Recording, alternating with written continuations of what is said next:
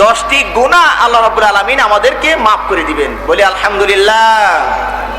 এরপরে কি 10টি মর্যাদা রব্বুল আলামিন আমাদেরকে দান করবেন। একবার শুধু দরুদ পড়লে এত বড় ফজিলত আল্লাহ রাব্বুল আলামিন আমাদেরকে দান করবেন, বলি আলহামদুলিল্লাহ।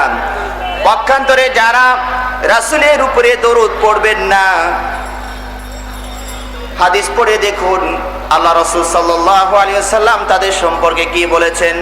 আল্লাহ রাসূল বলেছেন তাকে সবচেয়ে কৃপণ বলেছেন যে ব্যক্তি রাসূলের নাম শোনার পরও দরুদ পাঠ করে না। আল্লাহ রাসূল বলেন আল বাখিলুল্লাযী যুকিরতু ইনদাহু ফালাম ইউসাল্লি আলাইহি, সে বড়ই কৃপণ বখিল, যার নিকটে আমার নাম উচ্চারণ করা হলো অথচ সে আমার উপরে দরুদ পাঠ করলো না। সে কি, বলুন না, সে কি? বখিল, কৃপণ সে। আল্লাহ রাসূল সাল্লাল্লাহু আলাইহি ওয়াসাল্লাম একদিন মেম্বারে উঠছেন, বললেন আমিন। দ্বিতীয় ধাপে উঠে বললেন আমিন। তৃতীয় ধাপে উঠেও বললেন আমিন। সাহাবাগণ জিজ্ঞেস করলেন ইয়া রাসূলুল্লাহ, ইতিপূর্বে আপনি অনেকবার খুতবা দিয়েছেন, মেম্বারে দাঁড়িয়েছেন, কিন্তু কখনো তো আমিন বলতে শুনিনি, আজকে কেন আপনি বারবার আমিন আমিন আমিন বললেন? আল্লাহ রাসূল বললেন জিবরাইল এসে আমাকে খবর দিলেন, হে রাসূল, যে ব্যক্তি আপনার নাম শোনার পরে দরুদ পাঠ করলো না সে ধ্বংস হয়ে যাক। আপনি বলেন আমিন, আমি বললাম আমিন। রাসূলের নাম শোনার পরে যদি আমরা দরুদ না পাঠ করি তাহলে আমরা কি হয়ে যাব? ধ্বংস হয়ে যাব। এবং আল্লাহ রাসূল এরপরে বলছেন পিতা মাতাকে বার্ধক্য অবস্থায় পেয়েও যে সেবা যত্ন করে জান্নাত লাভ করতে পারলো না সে ধ্বংস হয়ে যাক। জিবরাইল বললেন, দোয়া করলেন, আর রাসূল কি বলছেন? আমিন বলছেন। খেয়াল করে দেখুন জিবরাইল আলাইহিস সালাতু ওয়াস সালাম তিনি দোয়া করেন, আর সর্বশ্রেষ্ঠ মানব মুহাম্মদুর রাসূলুল্লাহ সাল্লাল্লাহু আলাইহি ওয়াসাল্লাম তিনি আমিন বলেন। এই দোয়া কি আর মিস যেতে পারে না? জিবরাইল দোয়া করে আর রাসূল সাল্লাল্লাহু আলাইহি ওয়াসাল্লাম আমিন বলেন, এই দোয়া মিস যাওয়ার নয়। ওই তিনবারের বার আরেকবার তিনি আমিন বললেন, তার অর্থ হচ্ছে রমাদান মাস যারা পেল, এরপরে রমাদান মাস চলে গেল কিন্তু নিজের পাপ মার্জনা করে নিতে পারলো না, গুনাহ খাতা মাফ করে নিতে পারলো না, সেও ধ্বংস হোক। আল্লাহ রাসূল বললেন আমিন। এরপরে আরেকটি হাদিসে বলা আছে রাগিমা আনফা আবদিন যুকিরতু ইনদাহু ফালাম ইউসাল্লি আলাইহি, তার নাক ধুলায় ধূসরিত হোক, অর্থাৎ সে ধ্বংস হোক, যার নিকটে আমার নাম উচ্চারণ হলো মুহাম্মাদুর রাসূলুল্লাহ সাল্লাল্লাহু আলাইহি ওয়াসাল্লাম, যার নিকটে আমার নাম উচ্চারণ হলো অথচ আমার উপরে দরুদ পড়লো না, সে ধ্বংস হয়ে যাক। সহিহ হাদিসে আল্লাহর রাসূল সাল্লাল্লাহু আলাইহি ওয়াসাল্লাম আরো বলছেন মা মিন কওমিন, এমন কোন সম্প্রদায় নাই যারা কোনো মাজলিসে বসলো, এই যে যেমন আজকে আমরা একটা মাজলিসে বসেছি, এখানে আমাদের কি কি করণীয় এটি হাদিসে আরো বুঝতে পারবো। এমন কোন সম্প্রদায় নেই, এমন কোন লোক নেই যারা কোনো মাজলিসে বসলো, দিনী আলোচনায় বসলো, কিন্তু সেখানে আল্লাহর নাম উচ্চারণ করলো না, আল্লাহর গুণগান গাইলো না এবং রাসূলের উপরে দরুদ পাঠ করলো না, সেই মাজলিসের লোকদের উপরে ধ্বংস অনিবার্য। আল্লাহ রাসূল বলছে তাদের উপরে ধ্বংস এসে যাবে। ইনশা আযাবাহু ওয়া ইনশা গাফারা লাহু, কিয়ামতের দিন আল্লাহ রাব্বুল আলামিন ইচ্ছা করলে এদেরকে maaf করে দিবেন, আর না হলে এদেরকে শাস্তি দিবেন। কোন মাজলিসে যদি আমরা বসি তাহলে অবশ্যই আমাদেরকে কি করতে হবে? আল্লাহর গুণগান গাইতে হবে, অথবা এবং রাসূলের উপরে কি পাঠ করতে হবে? দরুদ পাঠ করতে হবে। তাহলে ইনশাআল্লাহ আমরা এই সকল ধমকি থেকে বেরিয়ে আসব। আমরা সালাত এবং সালাম কোথায় থেকে পাঠ করব? অনেকেই মনে করেন যে রাসূলের কবরের কাছে গিয়া সালাম দিলেই শুধু রাসূল জানতে পারেন, আর আমরা দূর থেকে সালাম দিলে দূর থেকে সালাম দেওয়া যায় না। তাদের এই ধারণাটা কি ভুল। এই জন্য আমি বলি, ওই যে একটা ইসলামিক গান বানিয়েছে, নাই রে টাকা নাই রে করি, বেকার হয়ে রইলাম পড়ি, পারলাম না সালাম দিতে সোনার মদিনায় রে, সোনার মদিনায় রে। এই যে গানটি আমি বলি এটি ব্যর্থ গান। টাকা নাই পয়সা নাই বলে তিনি সালাত সালাম পেশ করতে পারলেন না, এইটা সম্পূর্ণ হাদিস বিরোধী কথা। কথা ঠিক না বে ঠিক? সালাত সালাম পেশ করতে হলে মদিনাতেই গিয়ে সালাত সালাম দিতে হবে, এই কথা সত্য নয়। আল্লাহ রাসূল বলেছেন, লা তাজআলু কবরি ঈদান, তোমরা আমার কবরকে আনন্দ উৎসবের জায়গায় পরিণত করো না, আমার কবরকে নিয়ে ঈদের অনুষ্ঠান করো না, আনন্দ উৎসব করো না। ওয়াসাল্লু আলাইয়া, আমার উপরে সালাত সালাম পেশ করো। ফা ইন্না সালাতাকুম তাবলুগুনি হাইসু কুনতুম, তোমরা যেখানেই থাকো না কেন তোমাদের সালাম আমার নিকটে পৌঁছে যাবে। আমরা এখান থেকে যদি রাসূলের উপরে সালাত সালাম পেশ করি, এই সালাত সালাম নেওয়ার জন্য রাসূলকে কবর থেকে উঠে আমার এই মাজলিসে আসার দরকার নাই। আমরা যারা বিশ্বাস করি যে রাসূল সাল্লাল্লাহু আলাইহি সাল্লাম আমাদের মাজলিসে আসেন, এখানে এসে সালাত সালাম নিয়ে যান, আমি তো মনে করি আপনি রাসূলকে মরার পরও শান্তিতে রাখেন নাই, অশান্তিতে রেখেছেন। কোথায় দরুদ পড়ছে, ছুটে দৌড় রাসূল ওইদিকে যায়, ওখানে আমার উম্মত আমেরিকাতে সালাম দেয়, রাসূল দৌড়ে আমেরিকাতে যায়। বাংলাদেশে সালাম দেয়, রাসূল দৌড়ে আবার বাংলাদেশে আসে। আপনি তো মরি রাসূলকে ইন্তেকালের পরে আপনি রাসূলকেও শান্তিতে রাখেননি। বরং এর অর্থ কি? সহিহ হাদিসের আল্লাহ রাসূল বলছেন, ইন্না লিল্লাহি মালাইকাতান সাইয়াহিন, রব্বুল আলামিনের কিছু ভ্রাম্যমান ফেরেশতা রয়েছে, তাদের কোনো ডিউটি নাই, নির্ধারিত কোনো কাজ নাই, তারা মালাইকা সাইয়াহিন, পর্যটক ফেরেশতা, ভ্রাম্যমান ফেরেশতা। আমাদের দেশে ইদানিং একটা আদালত চালু হয়েছে, ওটার নাম কি? ভ্রাম্যমান আদালত। ওদের নির্দিষ্ট কোনো কোর্ট কাছারি নাই, এই আপনার মালে ভেজাল আছে, এখানেই মোবাইল কোর্ট, এখানেই বসে বিচার ফয়সালা করে দিবেন, ওইটার নাম কি? ভ্রাম্যমান আদালত।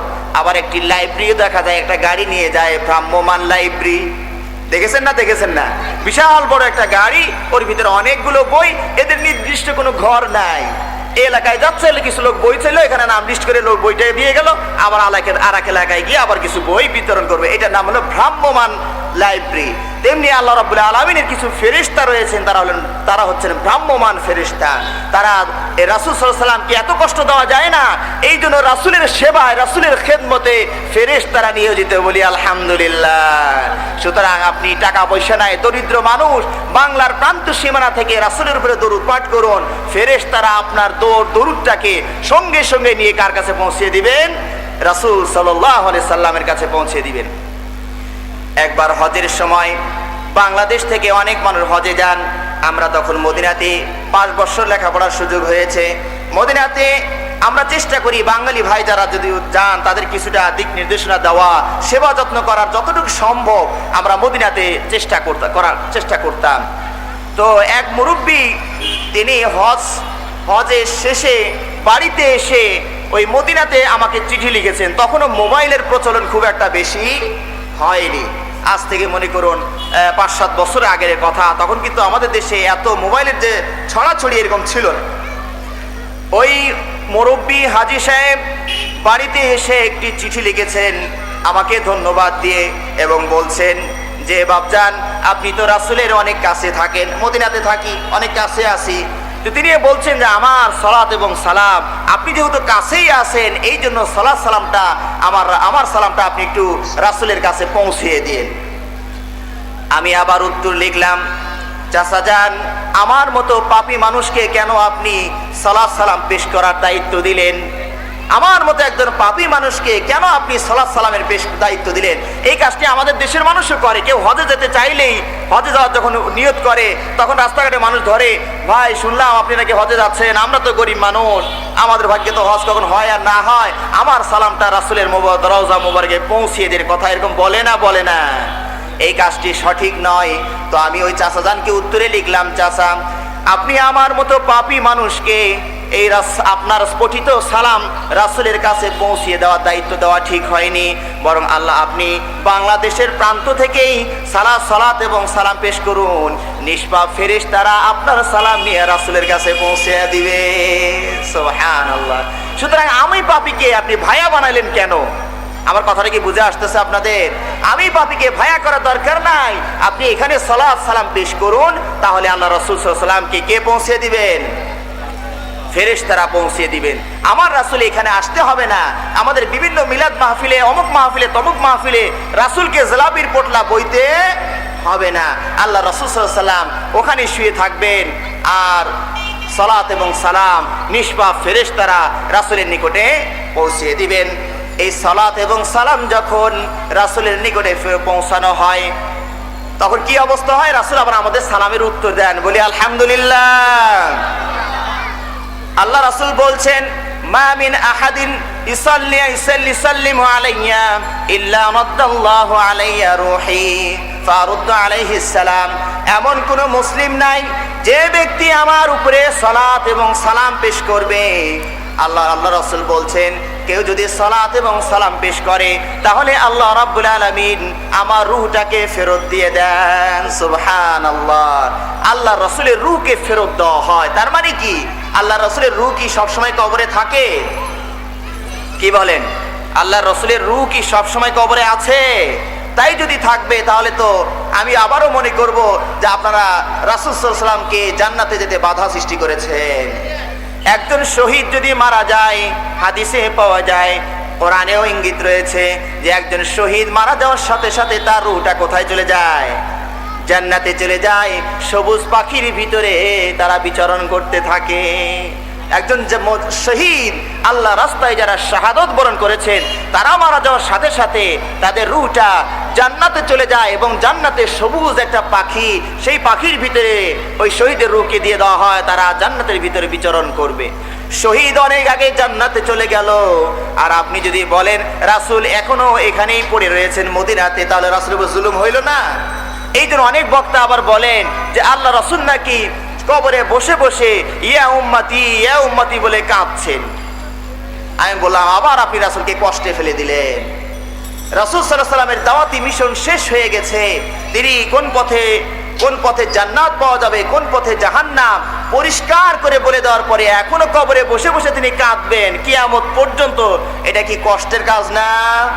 তাহলে আপনি রাসূলকে আবার কষ্টের দায়িত্ব দিয়ে দিলেন। না, রাসূল ওখানে বসে বসে কাঁদছে না। রাসূলের রূহ মোবারক আলা ইল্লিয়িন, জান্নাতের সর্বোচ্চ স্থানে থাকে। কোথায় থাকে?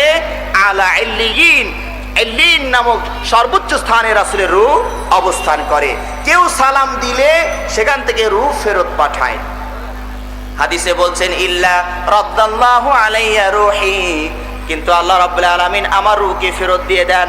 তখন আল্লাহ রাসূল কি করেন? সালামের উত্তর দেন। এখন যারা ব্রেনি ছাত্র আছেন তারা হয়তো প্রশ্ন করবেন যে যদি এইভাবে সালাম পেশ করলে রূহ ফেরত দেওয়া হয় তাহলে কোটি কোটি উম্মত 24 ঘন্টার ভিতরে অসংখ্য সালাম পেশ করছে, তো একবার রূহ আসলে তো যাওয়ারই আর সময় নাই। কথা ঠিক না বেঠি? একবার যদি রূহ এসে যায় আর যাওয়ার ক্ষমতা নাই। সালাম একটার পর একটা আসতেই আছে। তো সালামে তো আবার রাসূলকে আটকিয়ে দিল মনে হয়, জান্নাতে যেতে দিচ্ছে না। আমরা বলবো ভাইরা, এটাকে আমরা দুভাবে ব্যাখ্যা করতে পারি। এক নাম্বার হচ্ছে 24 ঘন্টার ভিতরে পৃথিবীর যত উম্মত রাসূলের জন্য দরুদ পাঠ করবে সবগুলো 24 ঘন্টার ভিতরে একটা সময় নির্ধারিত থাকবে, সেই সময়ের ভিতরে সবগুলোকে একত্রিত করে রাসূলের সামনে পেশ করা হবে। সম্ভব না? সম্ভব না। 24 ঘন্টার ভিতরে যত সালাম হলো একটা সময় থাকবে, বা দুটো সময় থাকবে, বা 5টার সময় থাকবে, সেই সময়ে আল্লাহ সব সালামগুলো রাসূলের সামনে পেশ করা হবে। আপনার এত কোটি উম্মত সালাম দিয়েছেন, আল্লাহ রাসূল উত্তর দিলেন ওয়ালাইকুমুস সালাম। এবার রূহটা আবার কোথায় চলে যাবে? জান্নাতে চলে যাবে। অথবা এখানে আরেকটি সম্ভাবনা রয়েছে যে আমরা যে 24 ঘন্টার যে সময়টা, এই দুনিয়ার তুলনায় এটা 24 ঘন্টা, কিন্তু আলামে বারজাখ মরণের পরের সময়টা অনেক বড় এবং অনেক বিশাল।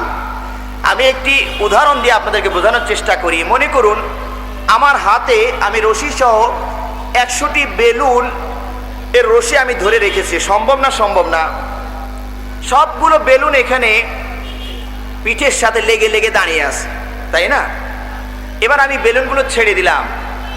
আমার এখানে জায়গা কম পেয়েছিল বলে বেলুনগুলো গায়ে লেগে পাশাপাশি অবস্থান করছিল। যখন আমি বেলুনগুলো ছেড়ে দিলাম, উপরে বিশাল পরিধি পেয়ে গেল, ফাঁকা জায়গা পেয়ে গেল। একটা বেলুন দেখবেন যে উত্তর দিকে, আর একটা এখানে, আর একটা এখানে, এইভাবে ছড়িয়ে পড়বে কিনা? এইভাবে ছড়িয়ে পড়বে। তাহলে এইভাবে ছড়িয়ে পড়ে মানে একটা বেলুন মনে করুন যাচ্ছে, রাসূলের কাছে পৌঁছে গেল, ফের রূহ এসে গেল, আমক উম্মত আপনাকে সালাম দিয়েছেন, তখন সালামের উত্তর দিলেন। আবার আর একটা বেলুন যাবে, মানে সালাম যাবে, আবার রাসূল সালামের উত্তর দিবেন। তার মানে এই যে 24 ঘন্টা যে আমাদের সময়, এটা আমাদের তুলনায় 24 ঘন্টা আলামে বারজাখ কবরের জীবন জিন্দেগি এবং পরকালীন জন্মের সময়টা আরো অনেক বিশাল। কথাটি বুঝে আসছে আপনাদের?